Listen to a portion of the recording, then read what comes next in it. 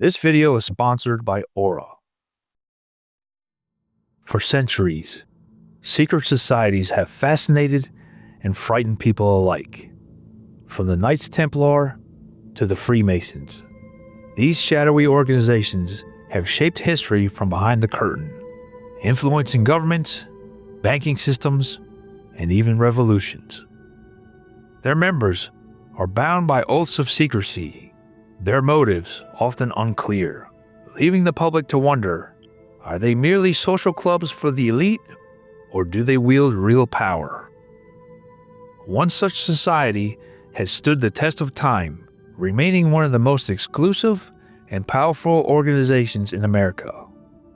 Its members have gone on to become U.S. presidents, Supreme Court justices, intelligence operatives, and corporate titans. Its rituals, a closely guarded secret, rumored to involve coffins, stolen skulls, and strange oaths of loyalty. For nearly 200 years, Skull and Bones has operated in the shadows at Yale University. But what really happens inside the infamous tomb?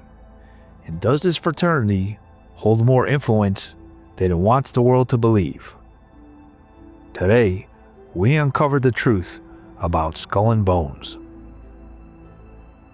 Hello, I'm Mike Droberg, Marine Corps veteran and filmmaker, and we will try to answer these questions on today's episode of Forgotten History.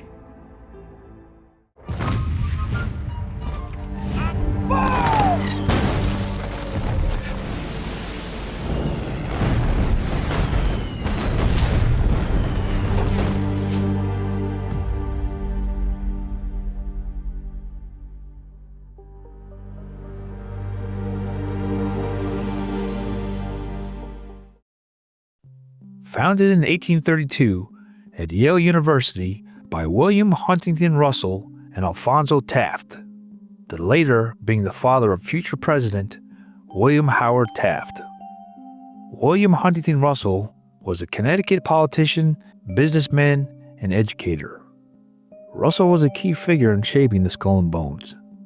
He founded the Collegiate and Commercial Institute at New Haven, a military-style school that emphasized discipline and leadership.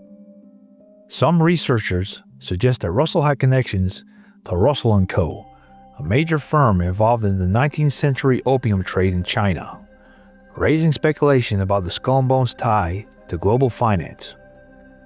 His experiences with European secret societies while studying abroad influenced the structure and rituals of the Skull and Bones. Skull and Bones co-founder Alphonso Taft was a highly regarded lawyer, judge, and statesman. Taft went on to serve as the U.S. Secretary of War and Attorney General under President Ulysses S. Grant.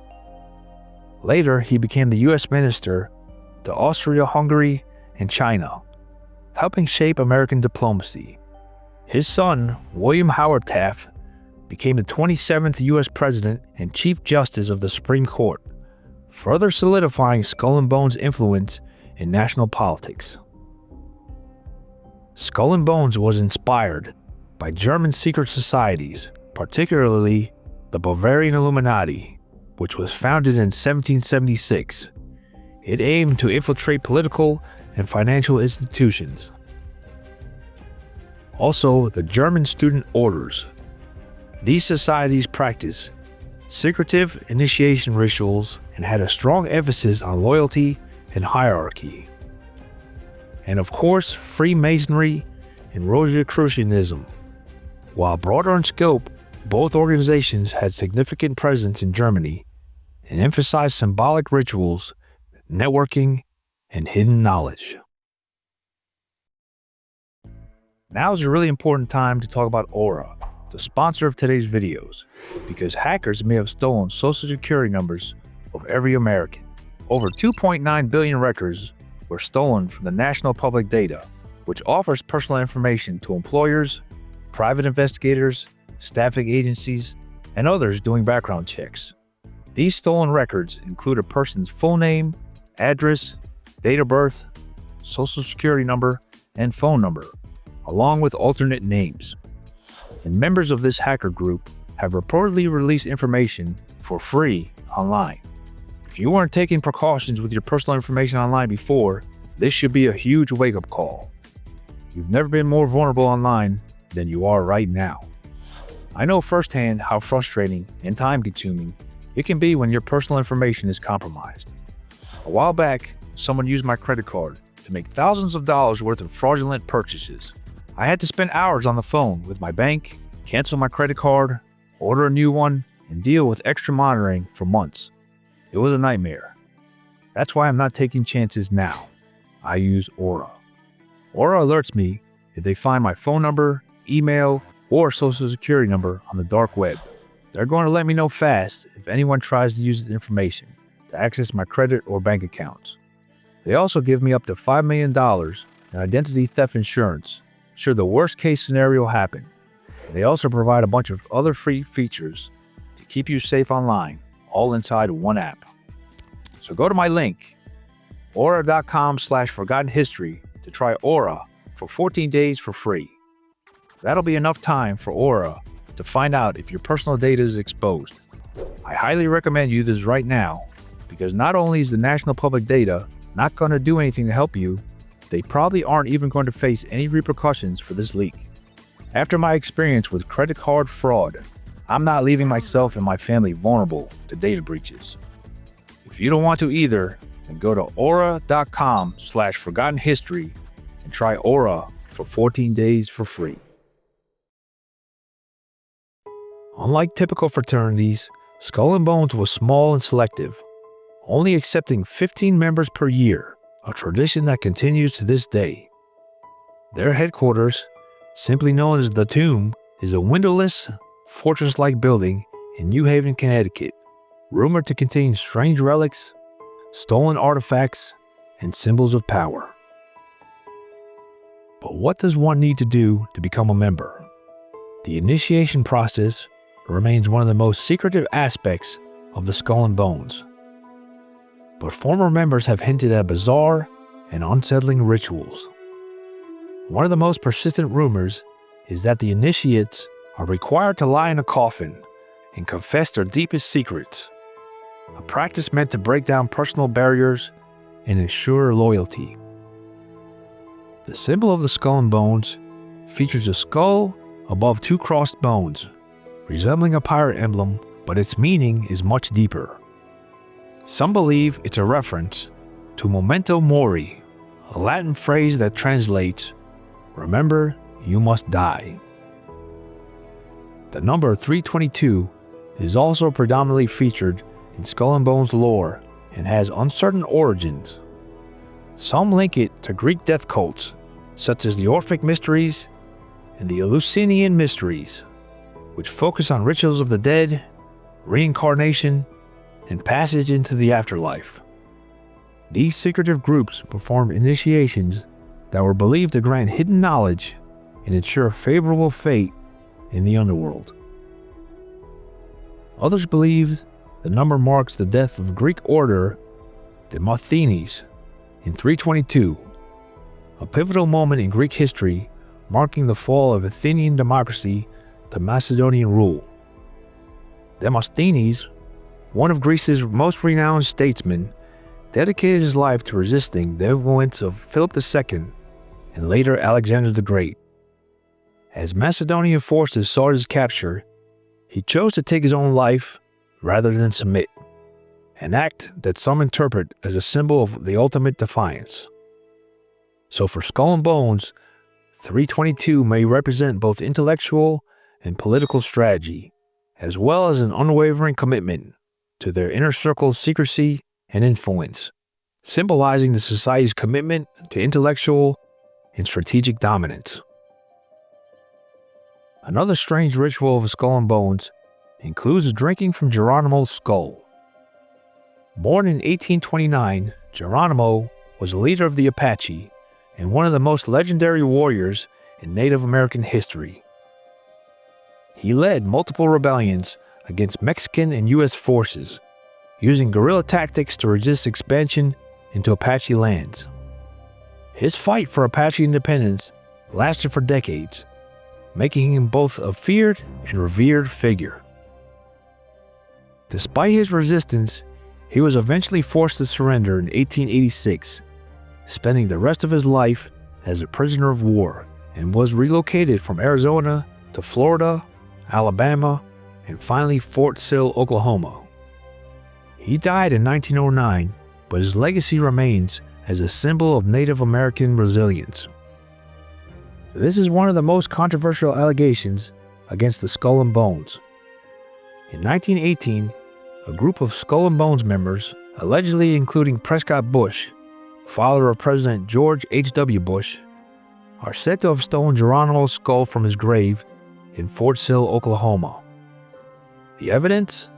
A leaked letter from a Skull and Bones archive, allegedly confirming the theft and detailing how Geronimo's skull was displayed inside the tomb. The Apache tribe demanded its return, but Skull and Bones has never publicly confirmed or denied possession of the remains. In 2009, descendants of Geronimo sued Yale University, the Skull and Bones, and the Bush family to return the remains. However, the lawsuit was dismissed due to jurisdictional issues and no conclusive proof surfaced, confirming that the Skull and Bones actually possessed Geronimo's skull. The U.S. Army, which maintains Fort Sill Cemetery, has stated that Geronimo's grave has never been disturbed. Historians remain skeptical as no forensic evidence has ever surfaced. So what about the political influence of the Skull and Bones? Many bonesmen have gone on to shape the U.S. intelligence community, including CIA directors, national security advisors, and ambassadors. In fact, some researchers believe Skull and Bones played a key role in founding of the CIA itself. Prominent political members include such people as Averell Harriman, class of 1913. He was a U.S. ambassador, diplomat, and advisor.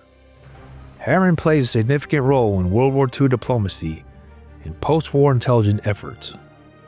He was integral in the formation of U.S. foreign policy during the early Cold War years. Another member, William H. Bundy, class of 1939, was a CIA analyst and National Security Council member.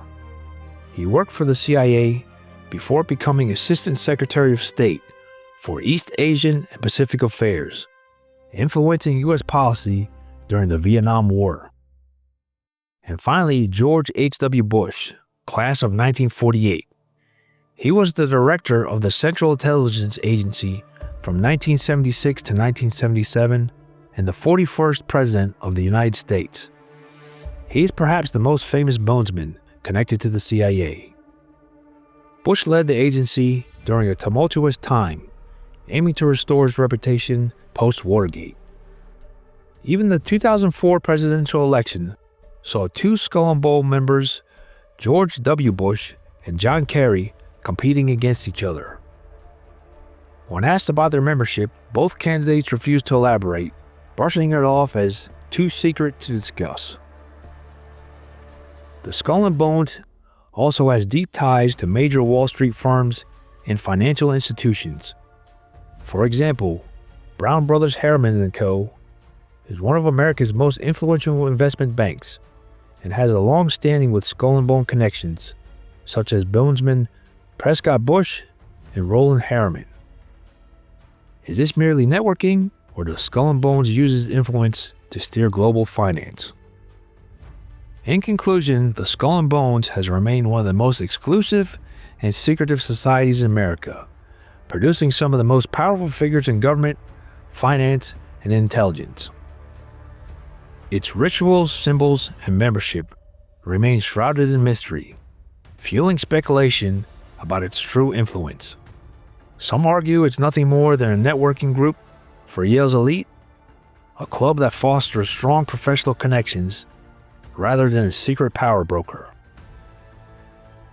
Many believe the evidence suggests otherwise, that the Skull and Bones ties to intelligence agencies, high finance, and global governance allude to something much deeper.